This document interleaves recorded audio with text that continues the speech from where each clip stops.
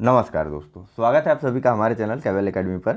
देखिए, हमारा ये अगस्त के महीने का करंट क्विज चल रहा है, जिसमें ऑलरेडी हमारा एक लेक्चर कंप्लीट हो चुका है और आज हम शुरुआत करेंगे लेक्चर नंबर 2 से। और लेक्चर नंबर 2 का पहला प्रश्न और इस पूरी सीरीज का क्वेश्चन नंबर 21 होगा, जहाँ से आज हम लोग शुरुआत करेंगे।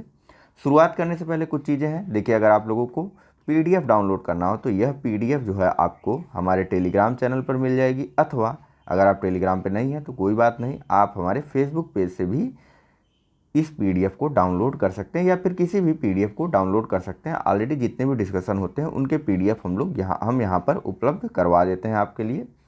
तो चलिए शुरुआत करते हैं। शुरुआत करने से पहले जो मित्र नए जुड़ रहे हैं वह चैनल को सब्सक्राइब कर लेंगे और साथ ही साथ बेल आइकन के निशान को दबाना मत भूलिएगा और साथ ही साथ लाइक करते चलिए यार। चलिए, बोलना पड़ता है, क्या करें। ठीक है, चलिए शुरू करते हैं। तो यहाँ पूछा जा रहा है कि मंदिर वास्तुकला की नागर शैली के संदर्भ में निम्नलिखित कथनों पर विचार कीजिए। पहला है, इस शैली में मंदिर का निर्माण आमतौर पर एक उत्कीर्ण मंच पर किया जाता है जिसे जगती कहा जाता है। कथन 2 है, नागर शैली के मंदिर आधार से शिखर तक चतुष्कोणीय होते हैं। और कथन 3 है कि यह संरचनात्मक मंदिर स्थापत्य शैली है जो हिमालय से लेकर विंध्य पर्वत तक के क्षेत्रों में प्रचलित थी। आपको बताना है उपयुक्त में से कौन से कथन सही है। ऑप्शन आपके सामने ये है: ए केवल 1 और 2, बी 2 और 3, सी 1 और 3, अथवा डी 1, 2 और 3। चलिए, सही आंसर है इसका ऑप्शन नंबर डी। 3 के तीनों ही कथन सही हैं। देखिए, इस प्रकार का आप लोग स्ट्रक्चर देखते होंगे, किसी भी प्राचीन मंदिर में विजिट करते होंगे या फिर वर्तमान जो आधुनिक मंदिर भी हैं वहाँ पर भी इस तरीके का एक आपको स्ट्रक्चर मिल जाता है। एक सेकंड रुकिए, ऐसे ऐसे ऐसे और ये, ठीक है, और इसके ऊपर बना रहता है मंदिर। ठीक है, मंदिर में देखिए पूरा का पूरा ध्यान दीजिए, यह नागर शैली का मंदिर है। तो कंसंट्रेट होकर के एक बार फिगर को समझ लेंगे आप लोग तो कभी भी आप कंफ्यूज नहीं होंगे। ठीक है, यह आता है मंदिर का, यह आता है उत्कीर्ण मंच, ये ठीक है, इसे बोलते हैं जगती। ठीक है, और इसके बाद आप देखते होंगे एक समतल और सपाट छत बनी रहती है और इस पर उठते हुए शिखर बने रहते हैं। ठीक है, उठते हुए शिखर बने रहते हैं और सबसे अंत में एक सबसे बड़ा शिखर होता है जिसके नीचे भगवान की मूर्ति रखी होती है। भगवान की यह जो मूर्ति जहाँ रखी होती है इसको बोलते हैं गर्भगृह। ठीक है, और गर्भगृह के ठीक सामने वाला यानी कि ये वाला हिस्सा बोला जाता है इसको मंडप। ठीक है, जिस चबूतरे पर मंदिर बना रहता है, फिर से समझिए, देखिए लेमन भाषा में समझिए, नॉन टेक्निकल भाषा में समझिए। एक चबूतरा होता है जिस पर मंदिर बना रहता है, इस चबूतरे को बोला जाता है जगती। ठीक है, मंदिर जैसे कि सामान्य छत होती है, ठीक उसी प्रकार की मंदिर की छत होती है जो कि बिल्कुल सपाट होती है। इस पर उठते हुए शिखरों की एक श्रृंखला बनी होती है। ठीक है, एक डिजाइन इस प्रकार की रहती है। ठीक है, जहाँ पर शिखर जो है उठते हुए रहते हैं, मतलब पहला छोटा, दूसरा बड़ा, तीसरा उससे बड़ा, और जो सबसे बड़ा शिखर होता है वह होता है गर्भगृह के ठीक ऊपर। गर्भगृह जो कि जहाँ पर भगवान रहते हैं अथवा जहाँ पर भगवान की प्रतिमा रहती है उसके ठीक ऊपर बनेगा, उसके ठीक ऊपर एक सबसे ऊंचा शिखर रहता है। ठीक है, गर्भगृह के ठीक सामने का स्थल इसको मंडप बोला जाता है। ठीक, और इस पूरी शैली को बोला जाता है नागर शैली। नागर शैली के मंदिर इसी प्रकार के बने होते हैं। ठीक है, नागर शैली एक मंदिर वास्तुकला की शैली है। ठीक है, देखिए यह जो है हिमालय से लेकर के विंध्य पर्वत तक के क्षेत्रों में प्रचलित थी। ठीक, चलिए अगले प्रश्न पर चलते हैं। अगले प्रश्न पर यहाँ पूछा जा रहा है, कथन और कारण दिया हुआ है इसमें, जिसमें कथन ए है कि भारत में पश्चिमी तट की तुलना में पूर्वी तट में धान का उत्पादन अधिक होता है। और कारण आर बताया जा रहा है कि भारत के पूर्वी तट पर पश्चिमी तट की तुलना में अधिक वर्षा होती है। आपको बताना है उपरोक्त कथन और कारण के आधार पर निम्न में से सही उत्तर को। और ऑप्शन है आपके पास ए कि कारण और कथन दोनों सही है और कारण कथन का सही स्पष्टीकरण है, अथवा बी कारण और कथन दोनों सही है लेकिन कारण कथन का सही स्पष्टीकरण नहीं है, अथवा सी ए सही परंतु आर गलत है, या फिर डी आर सही परंतु ए गलत है। चलिए, सही आंसर है इसका ऑप्शन नंबर सी, ए सही लेकिन आर गलत है। भारत का जो यह पश्चिमी तट है यहाँ पर धानों की खेती कम होती है, जबकि पूर्वी तट पर धानों की खेती अधिक होती है, क्योंकि यहाँ पर उपजाऊ जमीन ज़्यादा है। बजाय इसके कि यह क्षेत्र जो है पथरीले और चट्टानों से भरा हुआ है, इस वजह से यहाँ पर धानों की खेती या धानों की पैदावार कम होती है। ठीक है, यहाँ पर कृषि भूमि पश्चिम क्षेत्र में कम है, और जबकि यहाँ पर कई नदियों के डेल्टा हैं, इस कारण से यहाँ पर कृषि भूमि भी अधिक हो जाता है, और इस कारण से पूर्वी तट पर धानों की खेती जो है वह बड़े पैमाने पर की जाती है। ठीक है, और साथ ही साथ पूर्वी तट जो है यह अपेक्षाकृत संकीर्ण है, जबकि पूर्वी तट कह रहा हूँ, पश्चिमी तट जो है यह संकीर्ण है, यानी कि पतला है, छोटा है। ठीक है, रेखा के समान है, जबकि पूर्वी तट जो है यह काफ़ी चौड़ा है, इस वजह से यहाँ पर मैदानी भाग भी ज़्यादा बड़ा प्राप्त होता है। ठीक है, चलिए नेक्स्ट और दूसरे कारण की बात कर लेते हैं। तो कारण क्यों गलत है? कारण स्पष्टतया गलत है। देखिए, पूर्वी तट पर बरसात जो है यह कम होती है बजाय कि पश्चिमी तट के। ठीक है, पश्चिमी तट पर अधिक मात्रा में वर्षा होती है। क्यों होती है, इसके बारे में ज्योग्राफी के जो घटना चक्र का डिस्कशन है वहाँ पर आपको बताया गया है, तो वहाँ जा कर के देख लीजिए अगर नहीं देखा है आप लोगों ने। वैसे भी उन चीज़ों को दोबारा से कंटिन्यू किया जाएगा, क्योंकि बहुत ही इम्पॉर्टेंट है और अधिकतर प्रश्न वहाँ से आते हैं आपकी पीसीएस की परीक्षाओं में। ठीक है, चलिए यहाँ बताइए। यहाँ पूछा जा रहा है कि निम्नलिखित में से किसे विस्फोटक की तरह प्रयोग किया जाता है? पहला फास्फोरस ट्राइक्लोराइड, दूसरा अमोनियम नाइट्रेट, तीसरा नाइट्रोग्लिसरीन। नीचे कूट का प्रयोग करते हुए सही उत्तर बताना है आपको। ऑप्शन है आपके पास ए केवल 1 और 2, बी केवल 2 और 3, सी केवल 1, डी केवल 2। चलिए, सही आंसर है इसका ऑप्शन नंबर बी, केवल जो है ऑप्शन नंबर 2 और 3, यानी कि अमोनियम नाइट्रेट और नाइट्रोग्लिसरीन, इनका प्रयोग विस्फोटक की तरह किया जा सकता है। ठीक है, चलिए थोड़ा थोड़ा सबके बारे में जानते हैं। तो देखिए भैया, नाइट्रोग्लिसरीन जो है यह एक लिक्विड होता है, यानी कि एक तैलीय विस्फोटक है। ठीक है, तैलीय विस्फोटक है जो कि रंगहीन भी होता है। ठीक है, रंगहीन भी होता है नाइट्रोग्लिसरीन। इसको जो है ना, नाइट्रोग्लिसरीन को ही ग्लिसरील नाइट्रेट भी कहा जाता है। लिख देता हूँ मैं, ग्लिसरील नाइट्रेट। याद रखिएगा, प्रश्न ज़्यादातर पूछ लिए जाते हैं। ग्लिसरील नाइट्रेट नहीं, ग्लिसरील ट्राई नाइट्रेट। ठीक है, ट्राई नाइट्रेट कहा जाता है, अथवा 1, 2, 3 ट्राई नाइट्रॉक्सी प्रोपेन भी कहा जाता है। ट्राई यहाँ लिखा हुआ है, नाइट्रॉक्सी मैं लिख दूँ, नाइट्रॉक्सी प्रोपेन भी कहा जाता है। किसको? नाइट्रोग्लिसरीन को, जो कि एक विस्फोटक पदार्थ है, तैलीय है, रंगहीन है और वेट भी होता है इसका। ठीक है, भारी भी है। ठीक है, चलिए दूसरे ऑप्शन के बारे में बात करते हैं। अगर हम लोग अमोनियम नाइट्रेट के बारे में, तो अमोनियम नाइट्रेट जो है ना, कैसा है, लिक्विड है या फिर वो है, ठोस है? देखिए, यह एक क्रिस्टलीय पदार्थ है अमोनियम नाइट्रेट। ठीक है, क्रिस्टलीय पदार्थ है अमोनियम नाइट्रेट। यह भी रंगहीन होता है। ठीक है, इसका कोई रंग नहीं होता है। इसके अलावा गंधहीन भी होता है, इसमें से किसी प्रकार की गंध भी नहीं आती है। एक चीज़ और जानिए, इसी अमोनियम नाइट्रेट को अगर जल में घोल दिया जाए, ठीक है, यह जल में अत्यंत घुलनशील है, यह जानते रहिए, और इसको जब जल में घोल दिया जाता है तो हमको मिलता है नाइट्रस ऑक्साइड। इसका क्या इस्तेमाल होता है, मुझे उम्मीद है आप लोगों को पता होगा। नाइट्रस ऑक्साइड, देखिए नाइट्रस ऑक्साइड को ही हम लोग लाफिंग गैस भी बोलते हैं, लाफिंग गैस भी बोलते हैं जब जल में घोला जाता है इसको तब। लेकिन अगर इसी अमोनियम नाइट्रेट को ईंधन वाले तेलों में यानी कि जैसे पेट्रोल हो गया, डीजल हो गया, ग्लिसरीन हो गया, ग्लिसरीन कह रहा हूँ, पेट्रोल हो गया, डीजल हो गया, केरोसिन हो गया, इस तरह के जो ईंधन युक्त तेल होते हैं, इनमें घोल दिया जाए तो यह एक शक्तिशाली विस्फोटक भी बन जाता है। बम बनाना नहीं सिखा रहा हूँ आप लोगों को, ठीक है, इतना ध्यान रखिएगा कि चले दीपावली के पटाखे ही बनाने लगे, ठीक, ऐसा मत करिएगा। यह जो है एक शक्तिशाली विस्फोटक बन जाता है जब इसको ईंधन में घोल दिया जाता है, ठीक है, तब यह एक विस्फोटक का काम करने लगता है और इसका उपयोग जो है वह इंडस्ट्रियल सेक्टर में होता है, ठीक है, विनिर्माण उद्योगों में इसका प्रयोग किया जाता है इसके विस्फोटक वाले रूप में। वहीं यह एक उर्वरक के तौर पर भी अमोनियम नाइट्रेट का प्रयोग आमतौर पर किया जाता है अथवा सामान्य रूप में किया जाता है, ठीक है। चलिए अगले प्रश्न पे चलें। तो यहाँ पूछा जा रहा है कि मौद्रिक नीति के संबंध में निम्नलिखित कथनों पर विचार कीजिए। पहला कथन है, मौद्रिक नीति का प्राथमिक उद्देश्य आर्थिक वृद्धि को ध्यान में रखते हुए मूल्य स्थिरता बनाए रखना होता है।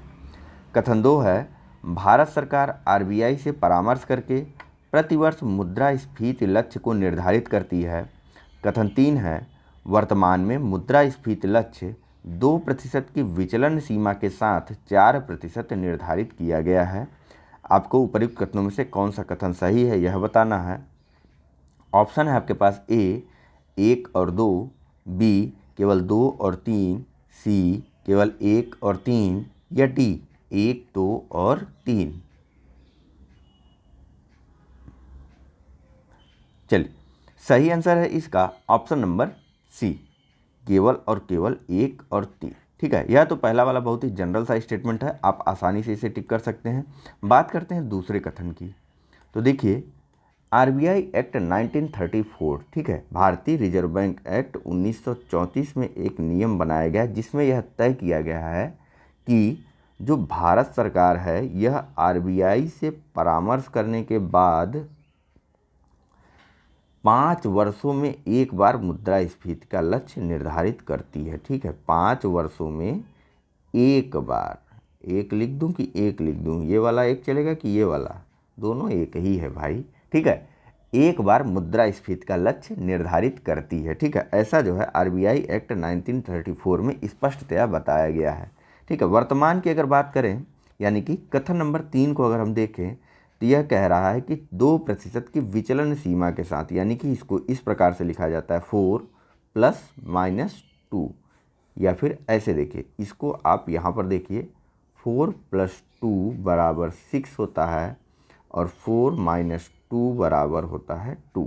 ठीक है, यानी कि यह जो 6 और 2 है, यह अधिकतम मुद्रास्फीति की दर हो सकती है 6% और न्यूनतम हो सकती है 2%। इसी को यहाँ पर बताया गया है 4 ± 2, या फिर 2% की विचलन सीमा के साथ 4% मुद्रास्फीति का लक्ष्य जो है निर्धारित किया गया है सीपीआई के आधार पर भारत सरकार के द्वारा। ठीक है, आरबीआई के द्वारा नहीं, भारत सरकार के द्वारा। कब तक के लिए? तो यह लक्ष्य रहेगा 2021 तक। कब निर्धारित किया गया था? 2016 में। ठीक है, 2016 से 2021 तक, 31 मार्च 2021 तक। ठीक है, चलिए अगले प्रश्न पे चलते हैं। तो यहाँ पूछा जा रहा है कि इस संविधान संशोधन अधिनियम के माध्यम से भारतीय संविधान के अनुच्छेद 15 और अनुच्छेद 16 में संशोधन किया गया। संशोधन के माध्यम से भारतीय संविधान में अनुच्छेद 15(6) और अनुच्छेद 16(6) शामिल किया ताकि अनारक्षित वर्ग के आर्थिक रूप से पिछड़े लोगों को आरक्षण का लाभ प्रदान किया जा सके। इसी संशोधन के माध्यम से राज्य सरकारों को आर्थिक रूप से कमजोर वर्गों के लोगों की उन्नति के लिए विशेष प्रावधान बनाने का अधिकार प्राप्त हुआ। आपको बताना है कि उपर्युक्त गद्यांश जो है वह निम्नलिखित में से किस संविधान संशोधन को संदर्भित करता है?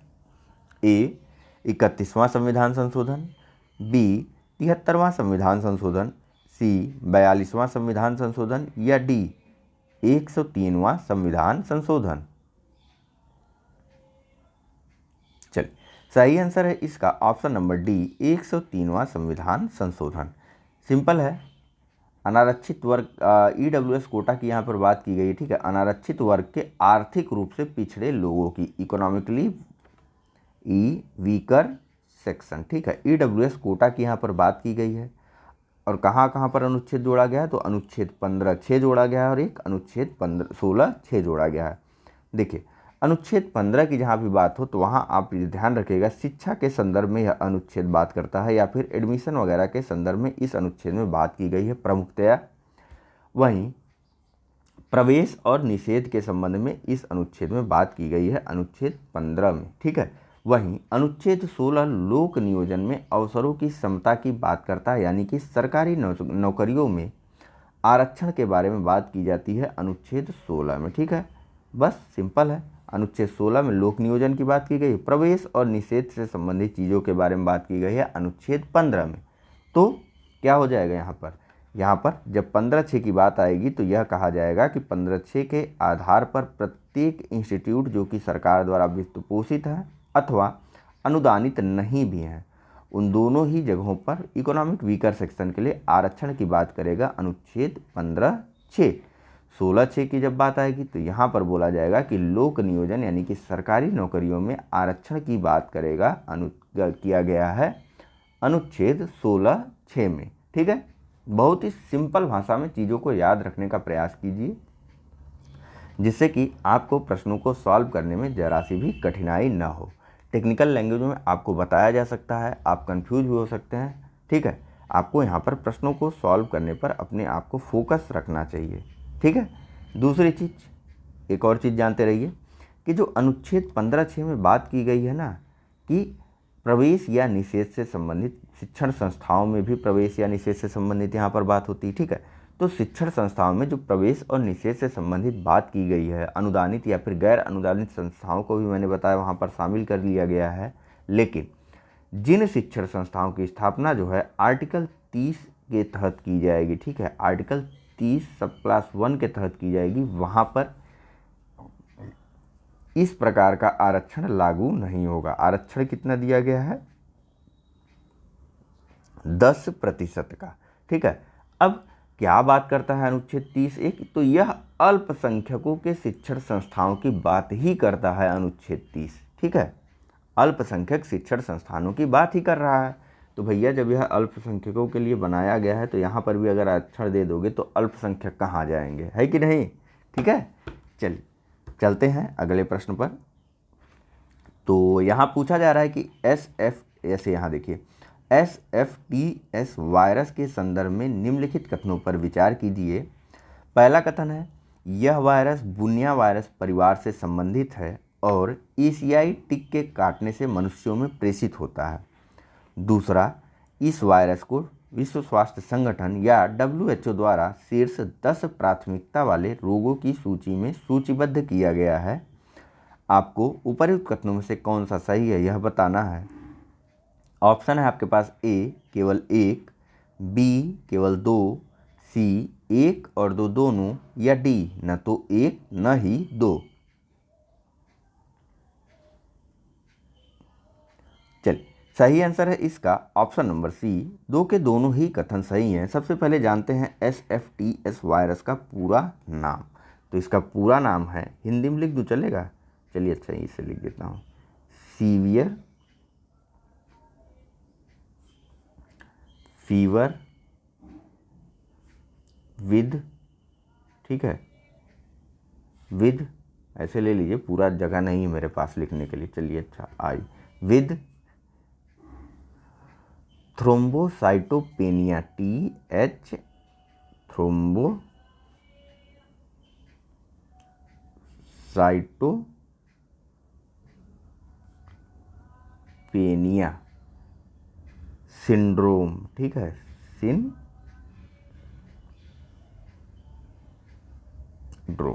ठीक है, देख लीजिए, severe fever with thrombocytopenia syndrome SFTS virus का पूरा नाम है, जो कि जाहिर सी बात है यहाँ वायरस लिखा है, एक विषाणु जनित या फिर वायरस जनित बीमारी है। ठीक है, और इसका संबंध आपको बताया गया ना, पहला और दूसरा दोनों कथन सही। ठीक है, और इसका संबंध बुनिया वायरस परिवार से है। ठीक है, किससे संबंधित है? बुनिया वायरस परिवार से। इसका हिंदी में नाम जानते रहिए, तो इसका हिंदी में नाम वही है, थ्रोम्बोसाइटोपेनिया, बदलेगा नहीं। ठीक है, थ्रोम्बोसाइटोपेनिया सिंड्रोम के साथ गंभीर बुखार। ठीक है, इससे अच्छा इंग्लिश वाला ध्यान रखिए, ज़्यादा बढ़िया है। ठीक है, और यह जो है एशियाई टिक के काटने से मनुष्यों में हो जाता है या फिर मनुष्य इससे संक्रमित हो जाते हैं। वहीं देखिए, इसको एशियाई टिक को बुनिया वायरस परिवार के इस वायरस का प्राथमिक वाहक भी माना जाता है और WHO ने इसको शीर्ष 10 प्राथमिकता वाले रोगों की सूची में सूचीबद्ध किया है, क्योंकि इस बीमारी से मृत्यु दर जो होती है वह उच्च स्तर पर है, यानी कि हाई लेवल पर मृत्यु दर हो जाती है, और यह वायरस फैलता भी बहुत तेज़ी से ही है। ठीक है, इसी वजह से इसको 10 प्राथमिकता वाले रोगों की सूची में WHO द्वारा रखा गया है। ठीक है, हाल ही में, यानी कि हाल ही में तो नहीं, आप 2009 की बात कर सकते हैं। 2009 में पहली बार इस वायरस को चीन अपना भाई हर जगह है, ठीक है, चीन के हुबेई और हेनान के प्रांत के ग्रामीण क्षेत्रों में देखा गया था और यहीं से इस वायरस की शुरुआत हो गई थी। ठीक है, चलिए एक चीज़ और जानते रहिए इस SFTS वायरस के बारे में, क्योंकि हाल फिलहाल में कोरोना के कारण जो है कई बीमारियां, कई वायरस चर्चा में बने हुए हैं।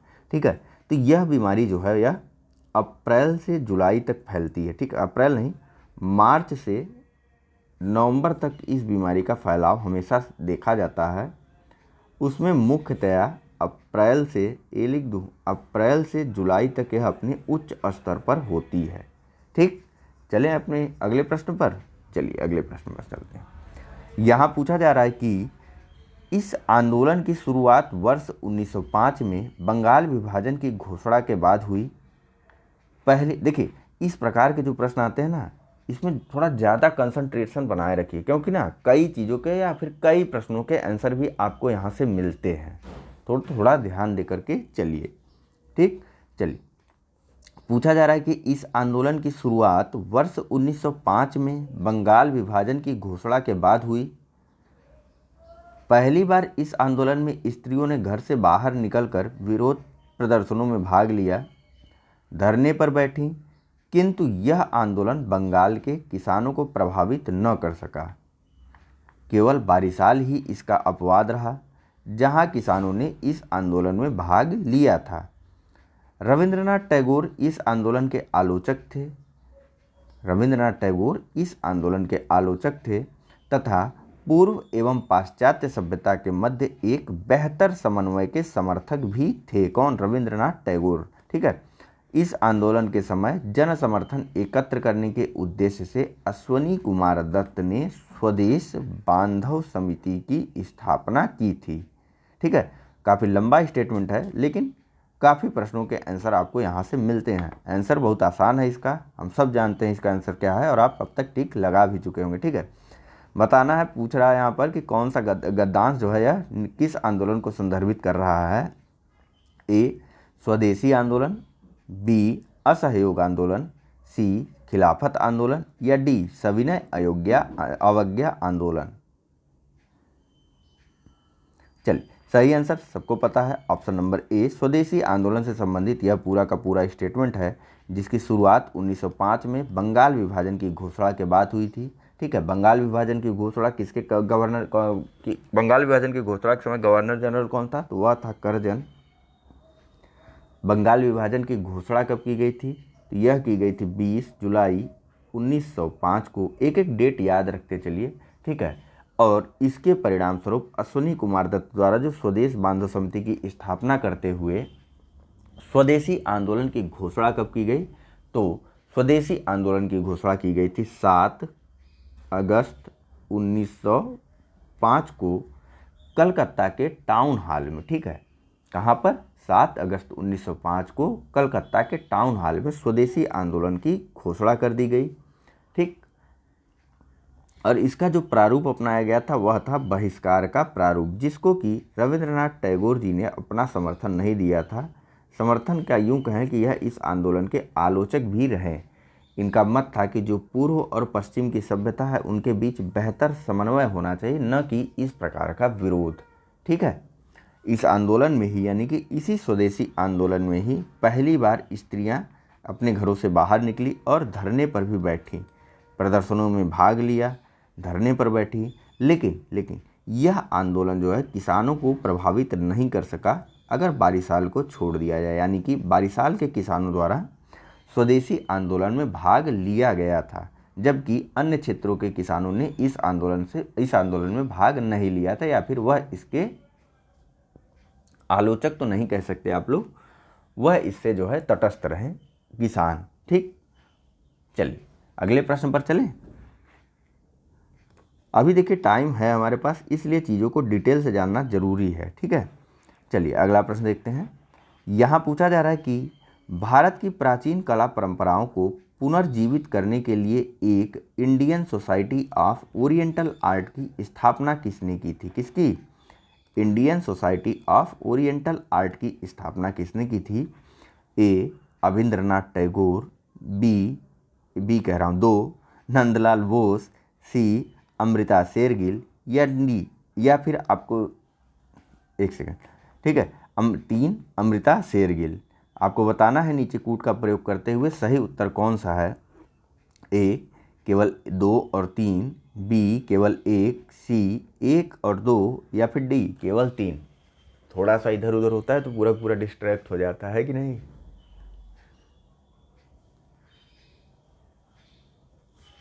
चलिए, सही आंसर है इसका ऑप्शन नंबर ए कह रहा हूँ, ऑप्शन नंबर 1, यानी कि ऑप्शन बी सही है। और केवल अविंद्रनाथ टैगोर जो है वह Indian society of oriental art की स्थापना से संबंधित रहे। लेकिन ठीक है, कब स्थापना हुई थी Indian society of oriental art की? 1907 में।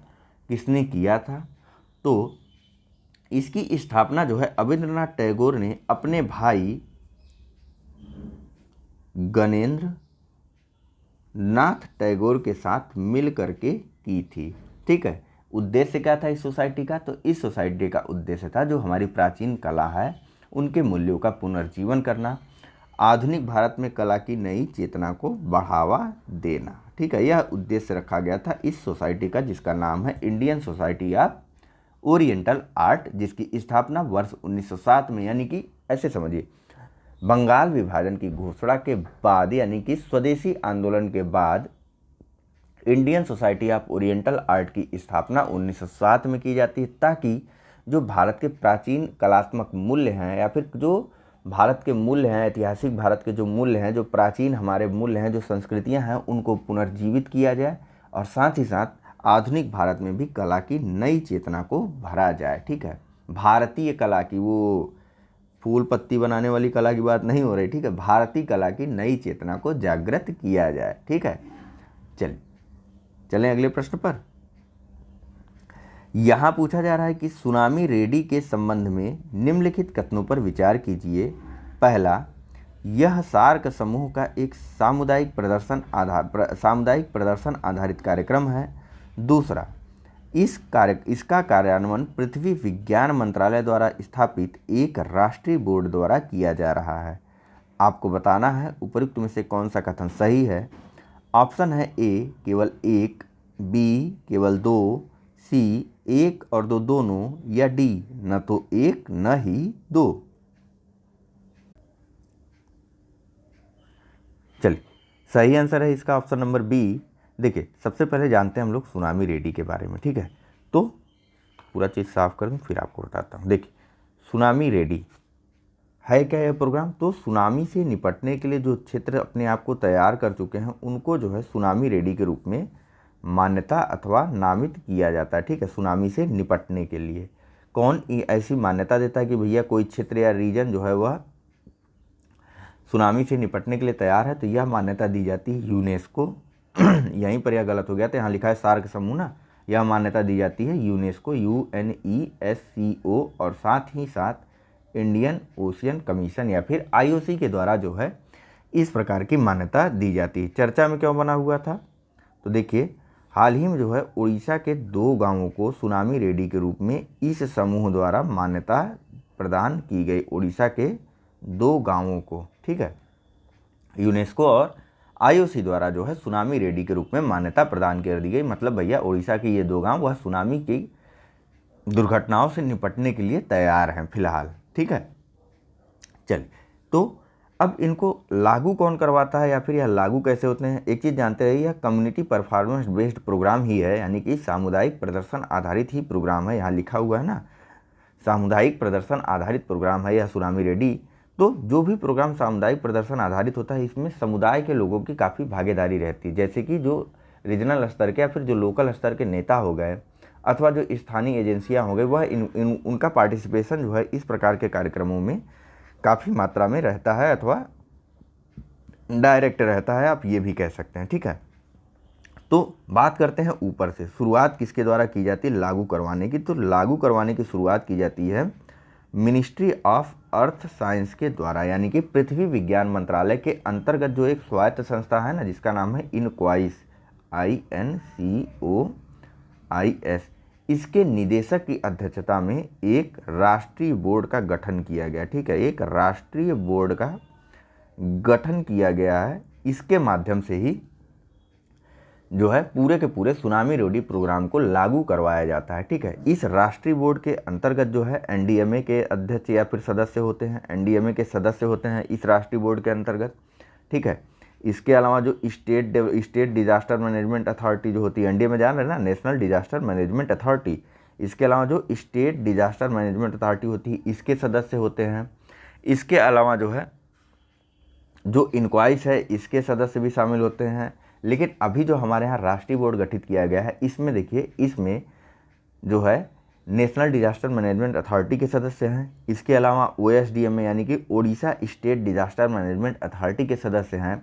इसके अलावा जो है Andaman and Nicobar directorate of disaster management यानी कि DDM के सदस्य हैं। और इसके अलावा इनक्वाइस के सदस्य तो हैं ही हैं। ठीक है, इनक्वाइस के निदेशक की अध्यक्षता में यह राष्ट्रीय बोर्ड गठित किया गया है, जिसमें जो है NDMA, OSDMA, DDM और इनक्वाइस के सदस्यों को शामिल किया गया है। ठीक है, थोड़ा सा जानते हैं इनक्वाइस के बारे में। तो देखिए, इनक्वाइस की स्थापना जो है, इनक्वाइस का पूरा नाम तो आपको बता दिया गया है ना, Indian national centre for ocean information services. ठीक है, यह एक स्वायत्त विभाग है यानी कि ऑटोनॉमस बॉडी है। इसकी स्थापना वर्ष 1999 में पृथ्वी विज्ञान मंत्रालय के अंतर्गत की गई थी। ठीक है, पृथ्वी विज्ञान मंत्रालय या फिर मिनिस्ट्री ऑफ अर्थ साइंस की एक ऑटोनॉमस बॉडी है इनक्वाइस। ठीक है, जिसके निदेशक की अध्यक्षता में यह राष्ट्रीय बोर्ड का गठन किया गया है, जो कि सुनामी रेडी प्रोग्राम को लागू करवाता है। ठीक है, उम्मीद है सारी चीज़ें आप लोग समझ गए होंगे। इसके बारे में अभी हम लोग एक सेकंड में बात करते हैं, पूरा हटा ले पहले, है कि नहीं। देखिए, IOC पूरा नाम इंडियन ओशियन कमीशन। ठीक है, इसके सदस्य देशों के बारे में बात करें, पहले इसकी स्थापना जान लीजिए। तो यह देखिए, यह एक अंतर सरकारी या फिर इंटर गवर्नमेंटल बॉडी है या फिर संस्था है, अंतर सरकारी संस्था है, जिसकी स्थापना वर्ष 1982 में की गई थी। कहाँ पर? Port Louis. कहाँ पर है यह पोर्ट लुइस? बताइए। यह पोर्ट लुइस है मॉरिशस में। ठीक है, मॉरिशस। ठीक है, जान गए। IOC का पूरा नाम इंडियन ओशियन कमीशन, यह एक इंटर गवर्नमेंटल बॉडी है। इसकी स्थापना वर्ष 1982 में मॉरिशस के पोर्ट लुइस में की गई थी। अब चलिए बात करते हैं इसके मेंबर कंट्रीज़ के बारे में। तो मेंबर कंट्रीज़ हैं इसके कामरूस। ठीक है, मैप में अपना इन देशों का लोकेशन अगर आप देख लेंगे ना, इन आइलैंड्स का लोकेशन अगर आप देख लेंगे तो आपको याद रहेगा पूरी तरीके से। ठीक है, मेडागास्कर, M लिख दूँ। इसके अलावा मॉरिशस, MR लिख दे रहा हूँ, मॉरिशस। और इसके अलावा सबसे अंत में सेशल्स। ठीक है, यह इसके सदस्य राष्ट्र हैं, किसके? IOC के। काफ़ी इंपॉर्टेंट संस्था है, इस वजह से बता रहा हूँ, थोड़ा डिटेल में ध्यान दीजिएगा आप लोग, इधर उधर डिस्ट्रैक्ट मत होइए। ठीक है, IOC जो है एक इंटर गवर्नमेंटल बॉडी है। इसकी स्थापना वर्ष 1982 में मॉरिशस के पोर्ट लुइस में की गई थी। इसके सदस्य देशों में कामरूस, मेडागास्कर, मॉरिशस और सेशल्स हैं। ठीक है, सेशल्स का पूरा नाम जो कि बदल गया है, उसका नाम क्या है? Reunion Seychelles. ठीक है, रीयूनियन सेशल्स का नाम सेशल्स है। और साथ ही साथ एक और देश है जिसका नाम है रीयूनियन। सबकी लोकेशन आपको हिंद महासागर में बहुत अच्छे से मिल जाएगी, आप ज़रूर इन्हें देखिए। ठीक है, बहुत बड़ा महासागर नहीं है हिंद महासागर। इसके अलावा जो है इसके कुछ पर्यवेक्षक राष्ट्र हैं, यहीं से यह संस्था इंपॉर्टेंट हो गई। हाल ही में भारत को इसके पर्यवेक्षक राज्य का दर्जा दिया गया था। तो देखिए, चीन, भारत या फिर इंडिया, माल्टा, EU यानी कि यूरोपियन यूनियन, और अंत में फाकफोनिया। ठीक है, यह सभी जो है इसके पर्यवेक्षक राज्य है। ठीक है, चलिए फिलहाल यह चीज़ें पूरी तरीके से क्लियर हो गई। तो चलिए चलते हैं अपने अगले प्रश्न की तरफ। यहाँ पर हमसे पूछा जा रहा है कि अवरोध, थोड़ा जल्दी करते हैं, असल में समय ज़्यादा लग जा रहा है, लेकिन समय लगना भी चाहिए। देखिए, डायरेक्ट प्रश्न आने की संभावना बिल्कुल नहीं होती है। यह भ्रम है या फिर भूल है कि सीधे सीधे यही प्रश्न पूछा जाएगा। प्रश्नों से संबंधित चीज़ों को ही पूछा जाता है, तो ध्यान पूरी तरीके से कंसंट्रेट ही किए रहिए, इधर उधर भटकिए मत। ठीक, चलिए यहाँ पूछा जा रहा है कि अवरोध या डिटरेंस की अवधारणा के संबंध में निम्नलिखित कथनों पर विचार कीजिए। पहला कथन है, अवरोध या डिटरेंस की अवधारणा के तहत कोई भी देश हमले को हतोत्साहित करने के उद्देश्य से न्यूनतम परमाणु हथियार क्षमता को बनाए रखता है। दूसरा, वर्ष 1974 के परमाणु परीक्षण के बाद अपनाई गई परमाणु सिद्धांत पर ड्राफ्ट रिपोर्ट भारत की विश्वसनीय न्यूनतम परमाणु अवरोध की रक्षात्मक नीति को रेखांकित करती है। आपको बताना है उपर्युक्त में से कौन सा कथन सही है।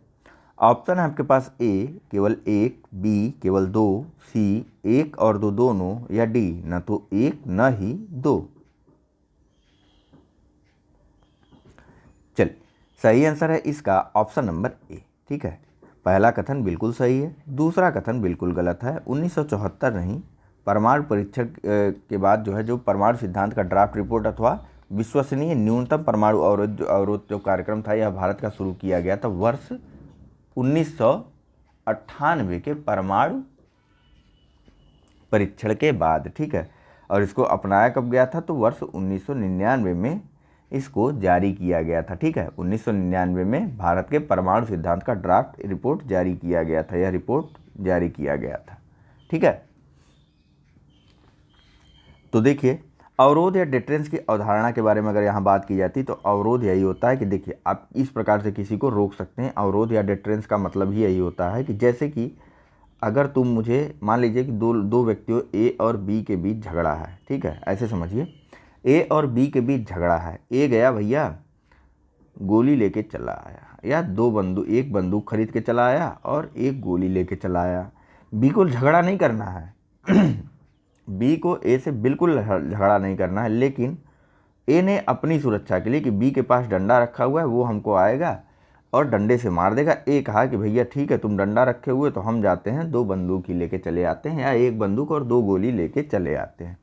अब बी के ऊपर यह भय बना हुआ है कि अगर बी डंडे से मारेगा तो ए के पास तो बंदूक है, ए ज़रूर मार देगा। अब बी ने क्या किया, बी गए ए से बड़ा हथियार लेके चले आए, तोप लेके चले आए। अब ए के पास भय बना हुआ है। ठीक है, यही डिटरेंस की अवधारणा काम करती। न ये युद्ध करना चाह रहे हैं आप, क्योंकि इन्हें पता है कि अगर ए बंदूक चलाएगा तो इनकी भी हानि होगी ही होगी, और यह जान रहे हैं ए भाई साहब कि अगर मैंने बंदूक लेके गया उसके ऊपर चलाया तो वह तोप चला देगा और मेरी भी कुछ न कुछ हानि होगी।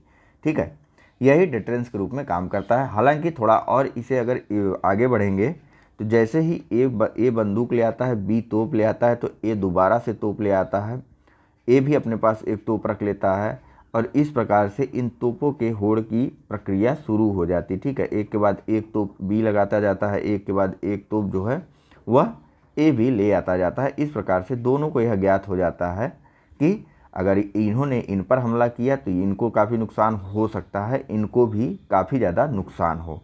ठीक, और यही चीज़ इनके तरफ से भी कार्य करती कि अगर इन्होंने इनके ऊपर हमला कर दिया तो इनको भी काफ़ी ज़्यादा नुकसान होने की संभावना बनी रहती है। यानी कि ऐसी घटना हो जाए कि जैसे कि एक देश दूसरे देश के ऊपर आक्रमण करने के बारे में अगर सोच रहा है तो उसको इस पर काफ़ी गंभीरता से विचार करना पड़ता है कि अगर इन्होंने इन पर हमला कर दिया तो वह दूसरा देश भी इस तरीके का सक्षम हो चुका है कि वह भी हमारे आधे से अधिक क्षेत्र को काफ़ी कम समय में और तत्काल नष्ट कर सकता है। यही होती है डिटरेंस या फिर अवरोध की अवधारणा। ठीक है, तो समझिए चीज़ों को। बाकी यहाँ पर आपको बता दिया गया कि यह 1974 नहीं 1998 के परमाणु विस्फोटों के बाद जो है वर्ष 1999 में भारत द्वारा जो है परमाणु सिद्धांत पर ड्राफ्ट रिपोर्ट जारी की गई थी। ठीक है, 1998 के परमाणु परीक्षणों के बाद ही जो है भारत में NSA का गठन किया गया था, जिसका पूरा नाम है राष्ट्रीय सुरक्षा सलाहकार बोर्ड। ठीक है, इसके अलावा अगर कुछ बात करें तो भारत की जो यह परमाणु सिद्धांत ड्राफ्ट रिपोर्ट है इसमें बात की गई थी नो फर्स्ट यूज़ पॉलिसी की, यानी कि NFUP। इसकी बात करता है भारत का परमाणु सिद्धांत पर ड्राफ्ट रिपोर्ट। और इसके अलावा इसके द्वारा बात की गई है विश्वसनीय न्यूनतम परमाणु अवरोध के बारे में, यानी कि इसका शॉर्ट में नाम क्या होगा, CMND। शॉर्ट नाम याद रखे रहिए, आपको मेंस आंसर राइटिंग में यह चीज़ें काफ़ी हेल्प करने वाली हैं। ठीक है, क्रेडिबल मिनिमम न्यूक्लियर डिटरेंस, ठीक है, यही अवरोध का प्रोग्राम। ठीक, चलिए चलते हैं अगले प्रश्न पर। यहाँ पर पूछा जा रहा है कि हाल ही में समाचारों में रहा अर्कोनोमिक्स मॉडल प्रत्यक्ष रूप से संबंधित है ए औद्योगिक सेवा से, बी सेवा क्षेत्र से, सी कृषि क्षेत्र से, या डी अंतरिक्ष विज्ञान क्षेत्र से। चलिए, सही आंसर है इसका ऑप्शन नंबर सी, कृषि क्षेत्र से संबंधित है यह अर्कोनॉमिक्स मॉडल। ठीक है, जानते हैं इसके बारे में थोड़ा सा। तो देखिए अर्कोनॉमिक्स होता क्या है। देखिए इसको जो है, इस मॉडल का मतलब है, इस मॉडल में होता क्या है, जो पुनर्योजी कृषि होती है या फिर रीजनरेटिव जो कृषि होती है, मैं लिख देता हूँ, निश्चिंत रहिए आप लोग, पुनर्योजी कृषि बोलते हैं इसको। इस मॉडल में एक पुनर्योजी प्रकार की कृषि की जाती है। ठीक है, कोई स्पेशल खेती नहीं है। ठीक है, इंग्लिश में भी लिख दे रहा हूँ, कंफ्यूज मत होइए। रीजनरेटिव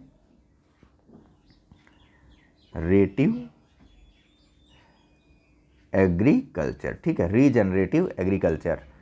इस क्या होता है ना, पुनर्योजी कृषि पहले समझ लीजिए आप लोग। पुनर्योजी कृषि में होता क्या है कि संरक्षण और पुनर्वास का एक कार्यक्रम होता है, जिसमें कि मिट्टी के पुनर्जन्म यानी कि टॉप सॉइल के पुनर्जनन की बात होती है, या फिर उसकी उर्वरकता को बनाए रखने की बात की जाती है, जैव विविधता को बढ़ावा देने की बात की जाती है। पुनर्योजी कृषि की बात कर रहा हूँ, अभी मैं अर्कोनॉमिक्स की बात नहीं कर रहा हूँ। ठीक है, तो मिट्टी की उर्वरता को बनाए रखने की बात की जाती है, उसकी जैव विविधता को बढ़ावा देने की बात की जाती है। जो जल चक्र है, ठीक है, जो जल चक्र है मिट्टी का, उसको भी बनाए, उसमें भी सुधार की बात की गई। पारिस्थितिकी सेवाओं को बढ़ाने की बात करता है, आदि पर जो चीज़ें केंद्रित होती, पारिस्थितिकी सेवाएं बढ़ाने की बात हो गई, या फिर जो भी नेचुरल रूप से मिट्टी की उत्पादकता को बढ़ाने की बात करता है, उसको बोलते हैं रीजनरेटिव एग्रीकल्चर। या फिर इसमें मुख्यतः रीजनरेटिव क्यों हो गया यह, तो मुख्यतः इसमें क्या होता है, जो कृषि अपशिष्ट होते हैं उनका भी प्रयोग किया जाता है। ठीक है, कृषि अपशिष्टों का भी प्रयोग किया जाता है। कृषि अपशिष्ट जैसे कि पुआल हो गया, जो आजकल पुआल परालियाँ जो जलाई जाती हैं उनके बारे में जो बात हो गई, अथवा ऐसे ही अन्य कृषि अपशिष्टों का भी मुख्यतया इसमें प्रयोग किया जाता है। ठीक है, इसीलिए रीजनरेटिव हो गया। ठीक है, और इसके अलावा बाहरी उर्वरकों का, ठीक है, जो उर्वरक या फिर जो खाद्य हैं, इनका भी प्रयोग किया जाता है, लेकिन सीमित मात्रा में किया जाता है। ठीक है, कृषि अपशिष्टों और जो उर्वरक होते हैं इनका भी प्रयोग किया जाता है, और इन्हीं को बोला जाता है रीजनरेटिव। और इस रीजनरेशन के माध्यम से मिट्टी के पुनर्जनन या फिर उर्वरता को बढ़ावा, जैव विविधता को बढ़ावा, जल चक्र में सुधार, पारिस्थितिकी तंत्र सेवाओं को बढ़ाने आदि का जो है प्रयास किया जाता है। ठीक है, इसे रीजनरेटिव कृषि बोलते हैं। समझ गए। अब आगे देखिए, अर्कोनॉमिक्स की हम लोग बात कर रहे हैं, तो अर्कोनॉमिक्स में रीजनरेटिव कृषि के माध्यम से किसानों के लाभ को बढ़ाने की बात की जाती है, और साथ ही साथ जो कंज्यूमर यानी कि जो हम लोग हैं, उपभोक्ता हैं ना हम लोग, तो हमारे लिए गुणवत्ता के सुनिश्चितता की बात भी की जाती है इस अर्कोनॉमिक्स, यानी कि कृषिगत लाभों को बढ़ाते हुए उपभोक्ताओं की गुणवत्ता को सुनिश्चित किया जाता है इस अर्कोनॉमिक्स मॉडल में, जो कि कृषि क्षेत्र से संबंधित है। ठीक है, अब इसका नाम अर्कोनॉमिक्स क्यों पड़ गया और कुछ नाम क्यों नहीं पड़ गया, और चर्चा में क्यों बना हुआ है, यह जानते हैं। देखिए हुआ क्या कि आंध्र प्रदेश का एक गाँव है जिसका नाम है अराकू।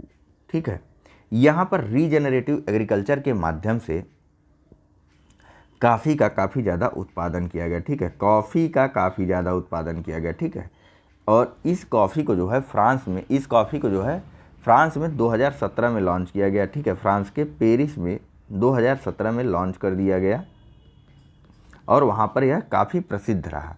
ठीक है, और चर्चा में अब क्यों बना हुआ, तो हाल ही में जो है नंदी फाउंडेशन जो है ना, नंदी फाउंडेशन आपको पता है करंट अफेयर्स में यह प्रश्न करवाया गया है, तो बताइए आप लोग इसका आंसर। मैं छोड़ दूं? चलिए मैं छोड़ देता हूं। ठीक है,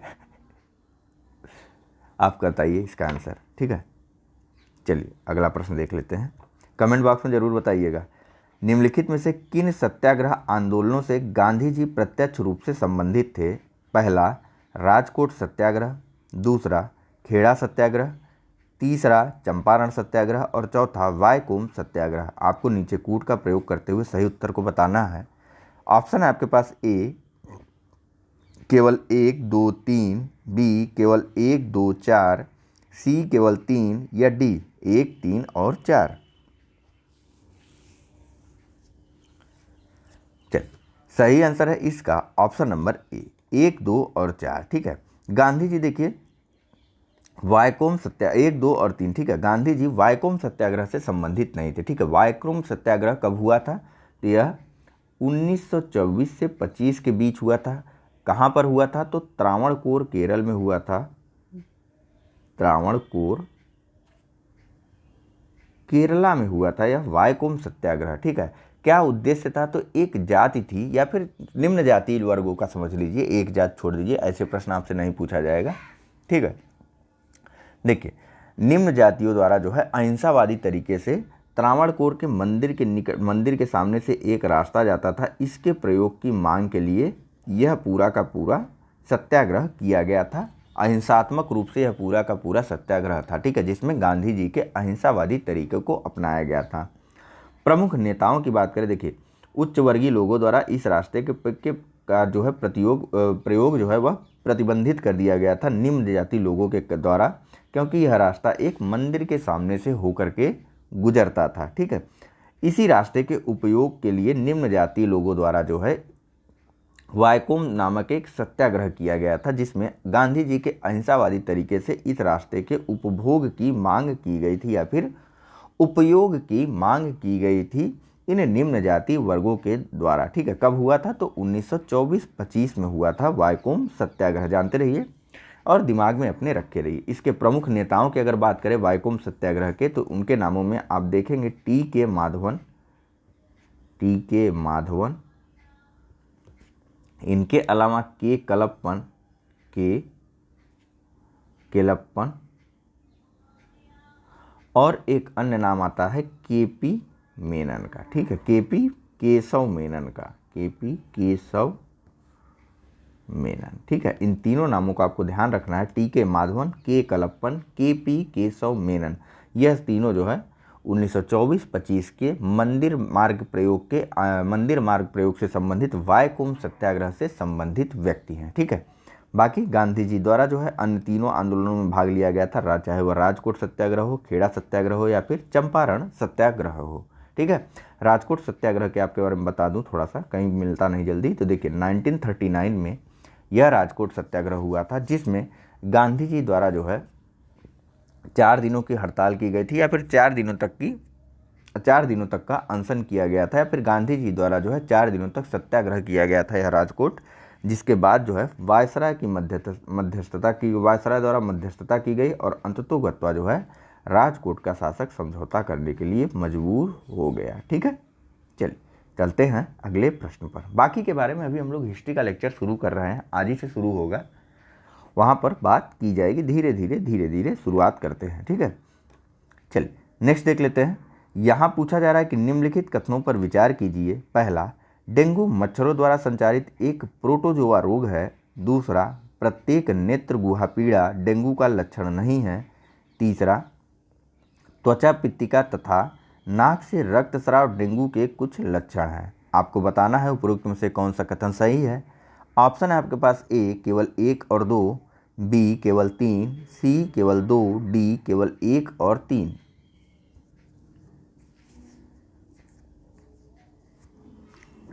चल, सही आंसर है इसका ऑप्शन नंबर बी, केवल और केवल कथन सी सही है। देखिए प्रत्येक नेत्र गुहा पीड़ा जो होती है, या फिर इसको क्या बोलते हैं नेत्र गुहा को, रेट्रो ऑर्बिटल पेन। ठीक है, लिख देता हूं मैं, रेट्रो ऑर्बिटल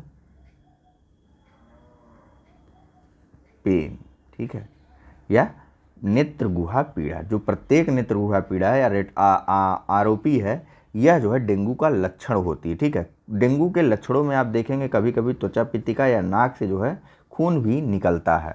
ठीक है, इसके अलावा बात करते हैं, देखिए पहले कथन के बारे में बात करते हैं। तो यहाँ कहा जा रहा है कि डेंगू मच्छरों द्वारा संचालित एक प्रोटोजोआ रोग है। बिल्कुल नहीं, डेंगू जो है मच्छरों द्वारा संचालित एक विषाणु जनित रोग है। ठीक है, कैसा रोग है? विषाणु या वायरस जनित रोग है। ठीक है, समझ गए। बात करते हैं हम लोग प्रोटोजोआ रोग की। तो देखिए मलेरिया जो होता है ना, यह भी मच्छरों से ही फैलता है। मलेरिया का जो बुखार होता है यह प्लाज्मोडियम नामक एक प्रोटोजोआ संचारित रोग, प्लाज्मोडियम नामक एक प्रोटोजोआ क्या है,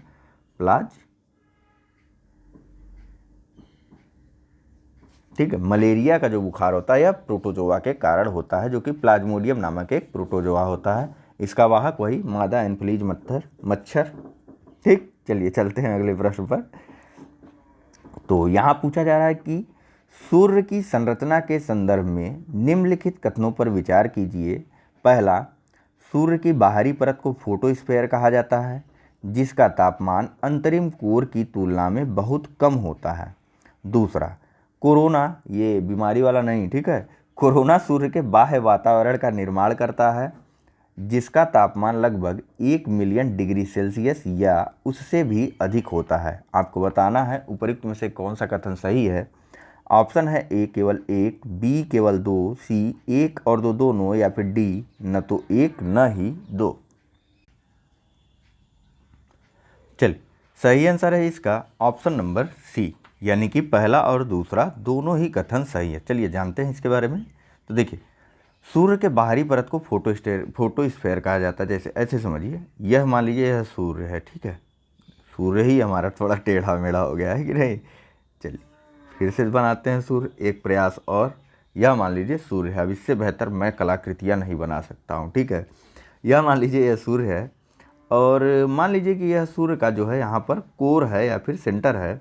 अब देखिए, सूर्य के कोर का तापमान यानी कि सेंटर का जो तापमान है यह लगभग 15 मिलियन डिग्री सेंटीग्रेड के आसपास होता है, ठीक है, 15 मिलियन डिग्री सेल्सियस के आसपास होता है यहाँ सूर्य के कोर का तापमान। जबकि यह तो सतह हो गई ना, यह सूर्य के सतह हो गई, इस सतह का तापमान होता है 5700 डिग्री सेल्सियस, ठीक है, 5700 डिग्री सेल्सियस होता है इस सतह का तापमान। यानी क्या हुआ, पहला कथन क्या कह रहा है, सूर्य के बाहरी परत को फोटोस्फीयर कहा जाता है, जिसका तापमान अंतरिम कोर की तुलना में बहुत कम होता है, ठीक है। यह बाहरी परत है, इसको क्या कहा जाता है, इसको फोटोस्फीयर कहा जाता है। सूर्य की जो बाहरी परत होती है उसको फोटोस्फीयर कहा जाता है, ठीक है, याद रखिएगा इसको। तो टेम्परेचर तो हम लोग देख रहे हैं, इसके अंतरिम कोर का तापमान 15 मिलियन डिग्री सेल्सियस है, वहीं बाहरी परत का तापमान 5700 डिग्री सेल्सियस है, ठीक है। यानी कि पहला कथन बिल्कुल सही है। अब बात करते हैं दूसरे कथन की, ठीक। अब जब इतना ज़्यादा टेम्परेचर हाई है तो भाई बाहर का भी तो कुछ वायुमंडल भी तो होगा सूर्य का। मान लीजिए यह सूर्य का वायुमंडल है, इसको क्या बोलते हैं, वायुमंडल के सूर्य को बोलते हैं कोरोना, ठीक है। ये रोग वाला कोरोना नहीं, दोबारा कह रहा हूँ ध्यान रखिएगा, ठीक है, कोविड वाला कोरोना नहीं, सूर्य के वायुमंडल को ही कोरोना कहा जाता है, ठीक। तो कोरोना का तापमान मतलब इसके वायुमंडल का तापमान इसके जो है सतह के तापमान से ज़्यादा है। यानी कि जो कोरोना है या फिर सूर्य कोरोना है, इसका टेम्परेचर कितना है, इसका टेम्परेचर लगभग 1 मिलियन डिग्री सेल्सियस के आसपास है सूर्य के कोरोना का तापमान। जबकि इसके सतह का तापमान मात्र यानी कि फोटोस्फीयर का तापमान 5700 डिग्री सेल्सियस है। मात्र जो है कोरोना और अंतरिम कोर के संदर्भ में हो रही, हमारे आपके संदर्भ में बहुत ज़्यादा गर्म होता है, ठीक है। तो इसी कारण से वैज्ञानिक लोग यह विचार कर रहे हैं या फिर इसी पर उनका शोध चल रहा है कि आखिर क्या कारण है कि सूर्य की सतह का तापमान, मतलब कि जैसे कि तवा है आपका, ठीक है, मान लीजिए सिंपल भाषा में समझिए, तो जैसे कि यह तवा है, तो तवा तो कम गर्म है, लेकिन तवा के ऊपर जब आप हाथ रख रहे हैं ना, तवा से छू नहीं रहे हैं, तवा के ऊपर जो वातावरण है तवा का, वहाँ पर जब आप हाथ ले जा रहे हैं तो वह ज़्यादा गर्म है बजाय कि तवा के। इसी के बारे में वैज्ञानिक लोग विचार कर रहे हैं, ठीक है। और कोर को समझ रहा हूँ तो तवा का जो सेंटर है उसका टेम्परेचर भी ज़्यादा है, वह हो गया कोर, ठीक। इसका टेम्परेचर 15 मिलियन डिग्री सेंटीग्रेड के आसपास है। इसी प्रकार से सूर्य के संदर्भ में आप चीज़ों को समझ सकते हैं आसानी से। तवा की चौड़ाई को क्या बोला गया या तवा के सतह को क्या बोला गया, बाहरी सतह, तवा के इन सतहों को क्या बोला गया, जो सेंटर के अलावा थे उनको बोला गया क्या, उनको बोला गया फोटोस्फीयर। और तवा के कोर को या सेंटर को बोला गया क्या, अंतरिम कोर ही है, ठीक है। और तवा के जो ऊपर का जो पूरा का पूरा जहाँ पर भाप का एहसास हो रहा था आपको, उसको वायुमंडल कहा गया, और वायुमंडल के उसको पर्टिकुलर एक नाम दे दिया गया कोरोना, ठीक, समझ गए आप लोग। चलिए तो चलते हैं फिलहाल अगले प्रश्न पर और बात करते हैं क्वेश्चन नंबर 35 की। यहाँ पूछा जा रहा है कि गांधी जी के करो या मरो के नारे के साथ शुरू हुआ यह आंदोलन भारतीय स्वतंत्रता संग्राम का आखिरी सबसे बड़ा आंदोलन था, जिसमें सभी भारतवासियों ने एक साथ बड़े स्तर पर भाग लिया था। इस आंदोलन के तहत गांधी जी के नेतृत्व में पूरा भारत ब्रिटिश साम्राज्यवाद को उखाड़ने के लिए एक साथ आ गया था। क्रिप्स मिशन की असफलता के बाद भारतीय राष्ट्रीय कांग्रेस की बैठक बम्बई में हुई और इसमें निर्णय लिया गया कि भारत अपनी सुरक्षा स्वयं करेगा और साम्राज्यवाद तथा फांसीवाद का विरोध करता रहेगा। आपसे पूछा जा रहा है कि यह जो उपर्युक्त गद्यांश है यह किस आंदोलन को संदर्भित करता है या फिर उपर्युक्त गद्यांश में किस आंदोलन को संदर्भित किया गया है। ऑप्शन है ए खिलाफत आंदोलन, बी असहयोग आंदोलन, सी सविनय अवज्ञा आंदोलन या डी भारत छोड़ो आंदोलन। चलिए, सही आंसर है इसका option number D quit India movement या फिर भारत छोड़ो आंदोलन। ठीक है, इसके बारे में यहाँ पर बात की गई। ठीक है, इसी आंदोलन में गांधी जी ने करो या मरो का नारा दिया था। क्रिप्स मिशन की असफलता के बाद यह आंदोलन शुरू हुआ था। यह भारतीय स्वतंत्रता संग्राम का आखिरी सबसे बड़ा आंदोलन था। ठीक, इस आंदोलन की शुरुआत जो है भारतीय राष्ट्रीय कांग्रेस समिति की बम्बई बैठक के बाद की गई थी और इसमें कहा गया था कि इसमें बम्बई बैठक में निर्णय लिया गया था कि भारत अपनी सुरक्षा स्वयं करेगा और साम्राज्यवाद और फांसीवाद का विरोध करता रहेगा। कब बैठक हुई थी? 8 अगस्त 1942 को यह बम्बई वाली कांग्रेस की समिति की बैठक हुई थी। ठीक है, और दूसरी चीज़ यहाँ पर क्या पूछा गया है, तो इतिहास की बात हो गई, हम करंट की बात कर रहे हैं। तो हाल ही में जो है इसकी 78वीं वर्षगांठ मनाई गई 8 अगस्त 2020 को। इस कारण से यह चर्चा में बना रहा। ठीक है, चलिए अगले प्रश्न पर। चलिए, बाकी हिस्ट्री के लेक्चर में आराम से बात होगी। यहाँ देखिए क्या पूछा जा रहा है। यहाँ पूछा जा रहा है कि यह केरल के इडुक्की जिले के देवीकुलम तालुका में दक्षिण पश्चिमी घाटों के हाई रेंज कन्नन देवी हिल्स में अवस्थित है। इस उद्यान का राजमलाई, देखिए मैप अपना खोल लीजिए। ठीक है, भारत का फिजिकल मैप खोल लीजिए। केरल की बात की गई तो पर्टिकुलर आप केरल का भी फिजिकल मैप देख सकते हैं। ठीक है, आपके एटलस में दिया हुआ है सारा चीज़। यहाँ बताइए, उद्यान का राजमलाई क्षेत्र पर्यटन के इस उद्यान का राजमलाई क्षेत्र पर्यटन के लिए प्रसिद्ध है। केरल सरकार ने Kannan Devan hills produce resumption of land अधिनियम 1971 के तहत Kannan Devan hills produce company से इस क्षेत्र का अधिग्रहण किया था। इसे वर्ष 1978 में एक राष्ट्रीय उद्यान का दर्जा दिया गया। यह उद्यान पश्चिमी घाट में अद्वितीय मोंटेन सोला ग्रासलैंड वनस्पति का प्रतिनिधित्व करता है। इस उद्यान में नीला कुरुंजी नामक विशेष फूल पाया जाता है जो प्रत्येक 12 वर्षों में एक बार खिलता है। यह उद्यान लुप्तप्राय या इंडेंजर्ड नीलगिरी तहर की सबसे अधिक आबादी वाला क्षेत्र है। आपको बताना है कि उपयुक्त जो गद्यांश है वह केरल के किस राष्ट्रीय उद्यान को संदर्भित कर रहा है। ए पेरियार राष्ट्रीय उद्यान, बी एराविकुलम राष्ट्रीय उद्यान, सी साइलेंट वैली राष्ट्रीय उद्यान या फिर डी अनाईमुडी सोला राष्ट्रीय उद्यान। चलिए, सही आंसर है इसका ऑप्शन नंबर बी एराविकुलम राष्ट्रीय उद्यान, जो कि केरल के इडुक्की जिले में है। ठीक है, यहाँ पर स्थित राजमलाई क्षेत्र पर्यटन के लिए प्रसिद्ध है। ठीक है, कहाँ पर है तो कन्नन देवन हिल्स में अवस्थित है यह एराविकुलम राष्ट्रीय उद्यान। ठीक है, जिसको कि 1978 में एक राष्ट्रीय उद्यान का दर्जा दे दिया गया था। और यहाँ पर जो है मोंटेन सोला ग्रासलैंड नामक वनस्पति पाई जाती है और साथ ही साथ एक नीला कुरुंजी नामक फूल खिलता है।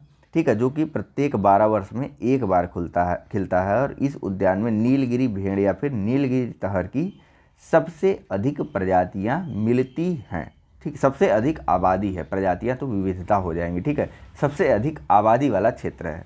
यह प्रश्न आप नीलगिरी तहर, नीलकुरिंजी फूल और मोंटेन सोला ग्रासलैंड से आसानी से हल कर सकते थे। ठीक है, चले अगले प्रश्न पर। यहीं पर सारी डिटेल दे दी गई है, तो इस वजह से कुछ खास ज़रूरत नहीं है अलग से इसके बारे में आपको बताने की, ठीक है। चलिए चलते हैं अगले प्रश्न पर। एक चीज़ जानते रहिए, राष्ट्रीय उद्यान का दर्जा देने से पहले ना इसको जो है वन्य जीव अभ्यारण्य का दर्जा दे दिया गया था, लेकिन बाद में 1975 में जो है इस एराविकुलम राष्ट्रीय उद्यान को जो है एराविकुलम राजमाला वन्य जीव अभ्यारण्य का दर्जा दिया गया था, ठीक है। वन्य जीव अभ्यारण्य का दर्जा दे दिया गया था 1975 में। बाद में 1918 में इसको राष्ट्रीय उद्यान का दर्जा दे दिया गया था। डिफरेंस क्या है आप बताइए, क्योंकि आपको बताया गया है। नेक्स्ट बात करते हैं। यहाँ पूछा जा रहा है कि भारत में शैल चित्र मुख्य रूप से निम्नलिखित गुफाओं में पाए जाते हैं। पहला भीमबेटका गुफाएं, दूसरा बाघ गुफाएं, तीसरा जोगीमारा गुफाएं, या फिर चौथा अरमामलाई गुफाएं। निम्नलिखित कूटों का प्रयोग करना है आपको और अपना सही उत्तर बताना है। ए केवल 1 और 3, बी केवल 1, सी केवल 1, 2 और 4, या डी 1, 2, 3 और 4।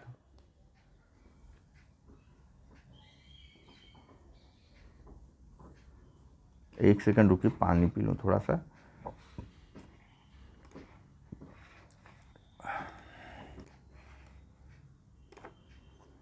चलिए देखिए, सही आंसर है इसका ऑप्शन नंबर डी, यानी कि 4 के चारों जगहों पर शैल चित्र पाए जाते हैं, 4 के चारों जगहों, 4 की चारों गुफाओं में, ठीक है। थोड़ा थोड़ा इनके बारे में जानते हैं, लेकिन उसके पहले जो है ना, यह देखिए शैल चित्र है क्या, यह नहीं मिलता ज़्यादातर जगहों पे। आप शैल चित्र या रॉक आर्ट पढ़ करके वहाँ से आगे बढ़ जाते हैं। देखिए चट्टानों या पत्थरों पर जो है प्राकृतिक जो छाप होती है, जो फिर उकेरा जाता है, जैसे कि यह कोई चट्टान है, इस पर जो है खुरुच करके यहाँ पर उकेरा गया, या फिर कोई आकृति या चित्र बना दिया गया, अथवा ज़मीन पर बना दिया गया, अथवा इसके अलावा क्या होता है, चित्र बना दिया गया कोई, ठीक है। ऐसे पहले तो ऐसे डिज़ाइन बना के खोद दिया गया है, चट्टानों को खोद करके कुछ डिज़ाइन बना दिया गया, लेकिन कुछ होते हैं चित्र भी मिलते हैं, जैसे हाथी वगैरह के चित्र मिल जाते हैं। तो इनको ना 3 रूप में विभाजित कर दिया गया। इसको जो है मुख्य रूप से आप बोल सकते हैं शैल चित्र जो होती है वह प्राकृतिक पत्थर पर अंकित छाप होते हैं, जो शैल चित्र होते हैं, ठीक है। प्राकृतिक तो यह 3 प्रकार का होता है। कौन कौन से 3 प्रकार होते हैं? एक तो शैलोत्कीर्ण होता है, जिसको बोलते हैं पेट्रोग्लिप्स, ठीक है। दूसरा होता है शैलोत्कीर्ण, ठीक है। दूसरा होता है चित्रलिपि प्रकार का, जिसमें चित्रों का प्रयोग किया जाता है, चित्र लिपि, थोड़ा सा अस्पष्ट रूप से लिखा हुआ है, चित्र लिपि, ठीक है, इसको मत देखिए। और तीसरा होता है अल्पना। जानते रहे, नाम डायरेक्ट हो सकता है, नाम भी आपसे पूछा जाए ना, अल्पना, रंगोली, या फिर इसको अर्थ फिगर भी बोलते हैं। यह जमीन पर बनाया जाता है, ठीक है। डिफरेंस क्या होता है सब में? तो देखिए, जो शैलोत्कीर्ण होता है या चट्टानों की सतहों पर खोदा जाता है, या फिर जो पेट्रोग्लिप्स होता है। नेक्स्ट चित्रलिपि या फिर पिक्टोग्राफ जो होता है, इसको जो है सतह पर चित्रित किया जाता है। और लास्ट यानी कि जो अल्पना, रंगोली या फिर अर्थ फिगर है, इसको ज़मीन पर बनाया जाता है, ठीक है। इन सभी गुफाओं के बारे में आपको बहुत अच्छे से पता है। मेरे ख्याल से शायद अरमामलाई के बारे में नहीं पता होगा, तो जान लीजिए। देखिए अरमामलाई गुफा जो है ना, यह तमिलनाडु के वेल्लोर जिला में स्थित है। कहाँ पर है अरमामलाई गुफा? तमिलनाडु के वेल्लोर जिले में स्थित है यह अरमामलाई गुफा, ठीक है। इस गुफा से प्राचीन चित्र, शैलोत्कीर्ण और शैल चित्र साथ ही साथ मिले हैं। और इनके अलावा जो है शैल चित्रों के साथ एक जैन मंदिर भी इस अरमामलाई गुफा पर स्थित है, ठीक है। बाकी सबके बारे में आप जानते ही हैं, जैसे जोगीमारा गुफा हो गई, यह कहाँ पर है बताइए? छत्तीसगढ़ में है जोगीमारा गुफा, ठीक है। छत्तीसगढ़ के सरगुजा जिले में है, ठीक है। नेक्स्ट बताइए, बाघ की गुफाएं कहाँ है? तो बाघ की गुफाएं जो है आपकी मध्य प्रदेश में है। मध्य प्रदेश में कहाँ? तो मध्य प्रदेश के धार जिले में है। और पहला भीमबेटका, यह भी मध्य प्रदेश में है, जो कि होशंगाबाद और भोपाल के बीच में है। और बाघ की गुफाएं जो है, यह बता ही दिया गया आपको, धार जिले में बाघनी नदी के तट पर है, ठीक है। बाघ की गुफा बाघनी नदी के तट पर है, यह भी जान लीजिए, क्या दिक्कत है कि नहीं। और जोगीमारा गुफा बताइए, यहाँ के जो चित्र है ना, यह जोगीमारा के जो चित्र हैं, यह अजंता और एलोरा की गुफाएं जो है ना, इनसे भी पुराने चित्र यहाँ पर स्थित हैं, ठीक है।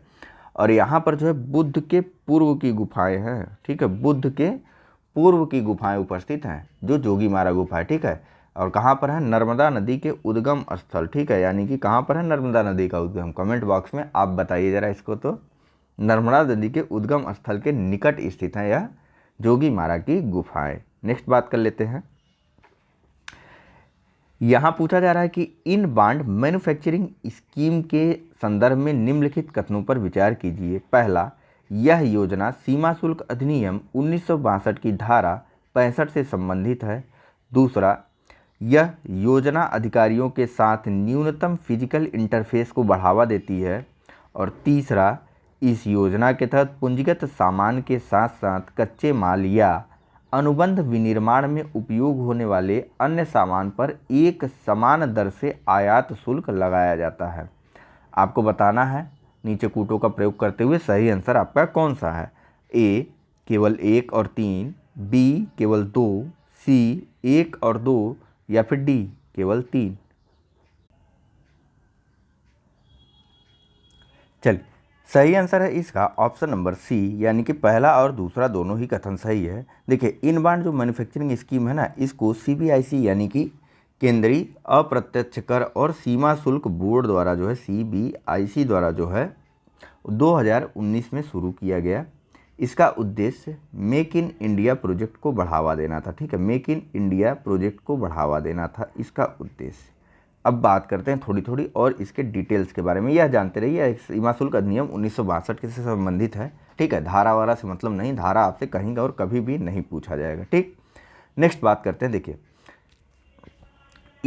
इसका उद्देश्य क्या है इन बांड मैन्युफैक्चरिंग स्कीम का। इसका उद्देश्य तो बता दिया गया, मेक इन इंडिया प्रोजेक्ट को बढ़ावा देना है। किस प्रकार से बढ़ावा देना है, तो देखिए, इसके तहत जो मैन्युफैक्चरिंग कंपनियां हैं ना, यह करती क्या है, यह बाहर से सामानों का जो आयात करती हैं, ठीक है। मान लीजिए बाहर से इनके द्वारा कुछ सामान आयात किया गया, तो इन पर कस्टम ड्यूटी लगा दी गई, यानी कि सीमा शुल्क अधिनियम के तहत इन पर या फिर कस्टम एक्ट के तहत इन पर वो लगा दिया गया, आयात शुल्क लगा दिया गया। अब इनके आयात शुल्कों, इनके ऊपर जो आयात शुल्क लगाया गया, मान लीजिए कि इन्होंने एक पेन बनाने के लिए स्याही मंगा ली, प्लास्टिक मंगा लिया और पेन का कैप मंगा लिया, ठीक। और फिर यहाँ पर एक पेन बनाया, ठीक है, यहाँ पर जो भारत में एक कंपनी थी, यहाँ पर इस पेन का निर्माण किया।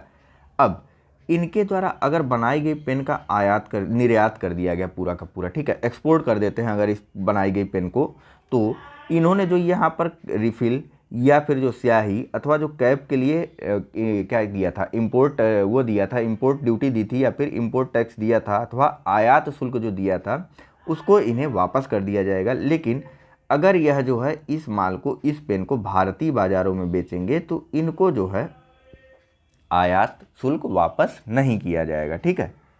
यानी कि जो कच्चे माल पर शुल्क लगाया गया था उसको जो है वापस नहीं किया जाएगा, आयात शुल्क जो लगाया गया था।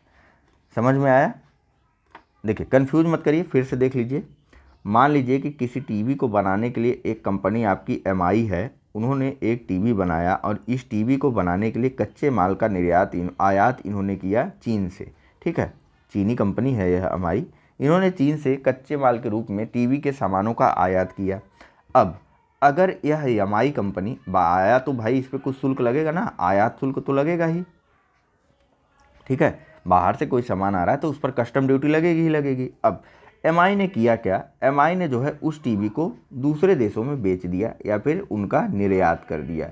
तो जब यह दूसरे देशों में इस टीवी को बेच देता है तो इसके ऊपर जो है आयात शुल्क लगा, यह इस एमआई को वापस कर दिया जाता है कि भैया आपने चूँकि इस टीवी को बाहर बेचा है तो इससे हमारा बिजनेस बढ़ा है और मेक इन इंडिया प्रोजेक्ट को बढ़ावा मिला है, आप यहाँ अपनी चीज़ों को यहाँ बना करके दूसरी जगहों पर बेच रहे हैं, यहाँ पर रोज़गार मिल रहा है, यहाँ पर भारत की क्रेडिबिलिटी भी बढ़ रही है, ठीक है, भारत का साख भी बढ़ रहा है, क्रेडिट वाला साख नहीं, जो विश्व व्यापार में जो साख होता है वह बढ़ रहा है। इस कारण इनको आयात शुल्क वापस कर दिया गया, एमआई को भी चीज़ें सस्ती पड़ी, ठीक। लेकिन अगर एमआई ने उसी टीवी को भारतीय बाज़ारों में बेच दिया अथवा यूँ कहें कि घरेलू मार्केट में बेच दिया तो इसका आयात शुल्क नहीं वापस किया जाता है, ठीक। समझ गए आप लोग? नेक्स्ट और लास्ट ऑप्शन ये देखिए कि एक समान दर से आयात शुल्क नहीं लगाया जाता है, विभिन्न चीज़ों के लिए अलग अलग स्तर से या फिर अलग अलग आधारों पर आयात शुल्क लगाया जाता है, ठीक है, आयात शुल्क देय होता है। चलिए नेक्स्ट बात कर लेते हैं अगले प्रश्न की। यहाँ पर पूछा जा रहा है कि कभी कभी समाचारों में देखे जाने वाले यूनाइटेड नेशन सिक्योरिटी काउंसिल के संकल्प 1747, संकल्प 1929 और संकल्प 2231 संबंधित हैं। ए. आतंकवादी समूहों पर प्रतिबंध, बी. बाल श्रम से, सी. साझा संपत्ति अधिकार से, या फिर डी. ईरान पर प्रतिबंध से। चल जल्दी कीजिए। सही आंसर है इसका ऑप्शन नंबर डी, ईरान पर प्रतिबंधों से संबंधित है। यह संकल्प 1747, संकल्प 1929 और संकल्प 2231, ठीक है, यूनाइटेड नेशन सिक्योरिटी काउंसिल के ये सभी संकल्प हैं। अगर बारी बारी से सभी संकल्पों की बात करें तो यह कोई औचित्य नहीं बन जाता है, ठीक है, कोई मतलब नहीं है इसका। बस इतना जानते रहिए कि यह सभी संकल्प जो है यह ईरान पर प्रतिबंधों से संबंधित है, ठीक है। चलिए चलते हैं अगले प्रश्न पर और आज के इस लेक्चर के अंतिम प्रश्न पर। यहाँ पूछा जा रहा है कि हाल ही में चर्चा में रहा ई संजीवनी है। ए. भारत सरकार का टेली मेडिसिन प्लेटफॉर्म, बी. सरकार द्वारा शुरू किया गया एक कोविड-19 राहत कार्यक्रम, सी. दवाओं के निर्यात को प्रोत्साहन देने हेतु संबंधी योजना, अथवा डी. उत्तर प्रदेश सरकार की नई इलेक्ट्रॉनिक वाहन नीति।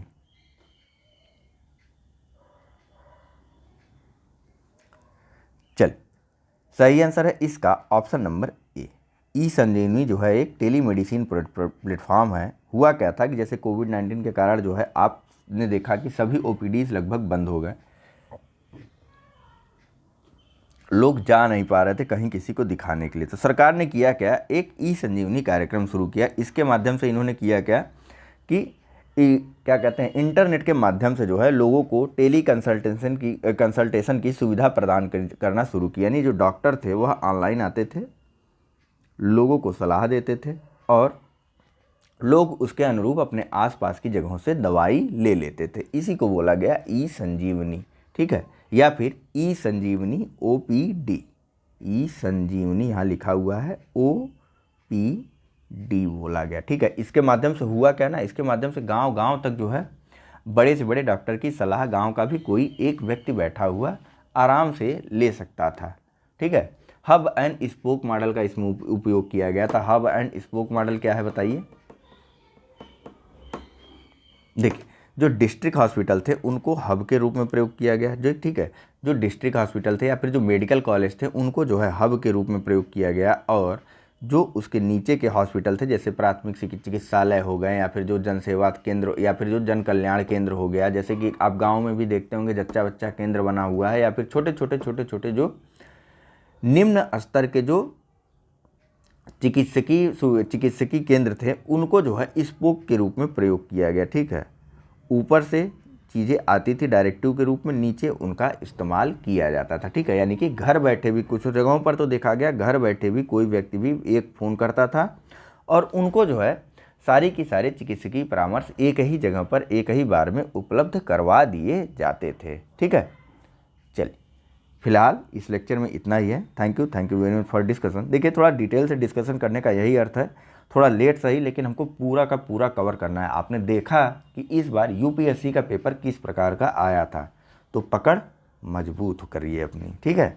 चलिए फिलहाल इस लेक्चर में इतना ही है। Thank you very much for discussion. मिलते हैं थोड़ी देर में अपने अगले लेक्चर्स के साथ, ठीक है। धन्यवाद।